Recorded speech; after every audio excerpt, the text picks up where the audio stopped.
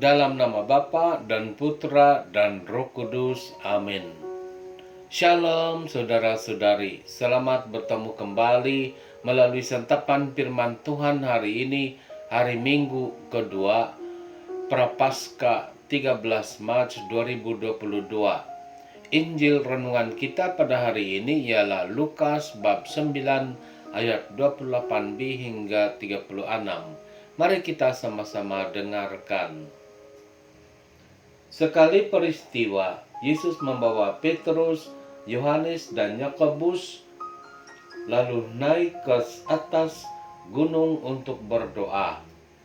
Ketika sedang berdoa, wajah Yesus berubah dan pakaiannya menjadi putih berkilau-kilauan, dan tampaklah dua orang berbicara dengan dia, yaitu Musa dan Elia.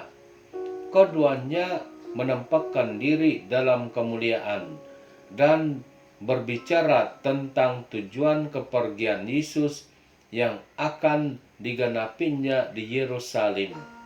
Sementara itu Petrus dan teman-temannya telah tertidur, dan ketika terbangun mereka melihat Yesus dalam kemuliaannya. Juga kedua orang yang berdiri di dekat Yesus itu. Dan ketika kedua orang itu hendak meninggalkan Yesus, Petrus berkata kepada Yesus, "Guru, betapa bahagianya kami berada di tempat ini. Baiklah, kami dirikan sekarang 3 kemah, 1 untuk engkau, 1 untuk Musa, dan 1 untuk Elia." Tetapi Petrus tidak tahu apa yang dikatakannya itu. Sementara Petrus berkata demikian, datanglah awan menaungi mereka. Dan ketika masuk ke dalam awan itu, takutlah mereka. Maka terdengarlah suara dari dalam awan itu yang berkata, "Inilah anakku yang kupilih, dengarkanlah dia." Ketika suara itu terdengar, tampaklah Yesus tinggal seorang diri. Murid-murid itu merahasiakan semua itu, dan pada masa itu mereka tidak menceritakan kepada siapapun apa yang telah mereka lihat itu. Demikianlah Injil Tuhan. Terpujilah Kristus. Saudara-saudari, yang jelas betul yang kita dengar dari Injil ialah semasa Yesus berdoa, rupanya berubah. Petrus melihat kemuliaan Yesus itu dan mengalami kebahagiaan, sehingga kan dia secara spontan berkata, "Guru, betapa bahagianya kami berada di tempat ini."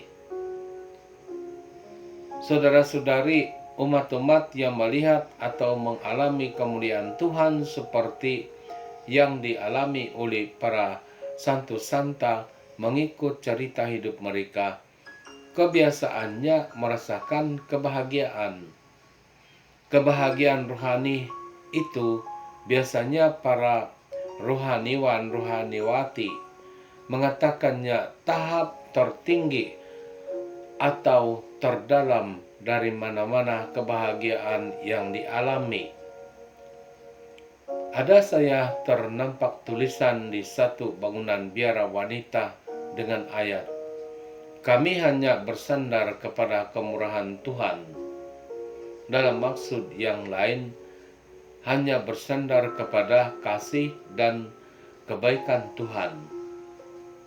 Jika sekiranya kata-kata itu hanya sekadar tulisan saja dan tiada maksud dalam kehidupan, tentu saja sebagai pameran saja. Tetapi saya kagum dengan para biarawati yang tinggal di biara itu.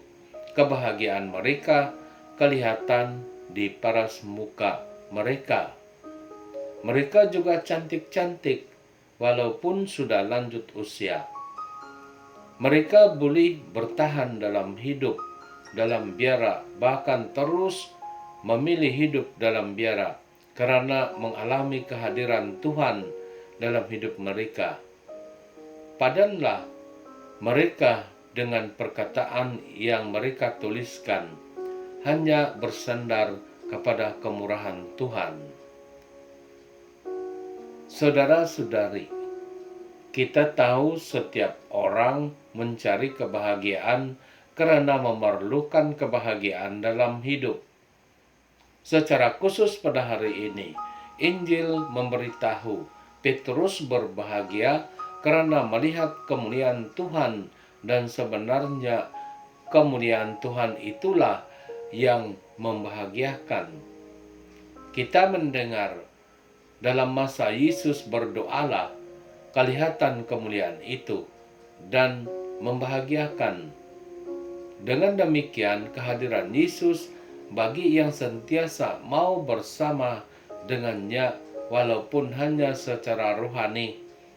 Tuhan Yesus sendiri yang mendamaikan dan memberikan kebahagiaan. Semoga dalam masa puasa dan Pentang ini kita dapat memperhatikan kehidupan doa kita agar Tuhanlah yang memenuhi kekosongan dalam hati kita. Tuhan yang memberkati kita semua, dalam nama Bapa dan Putra dan Roh Kudus. Amin.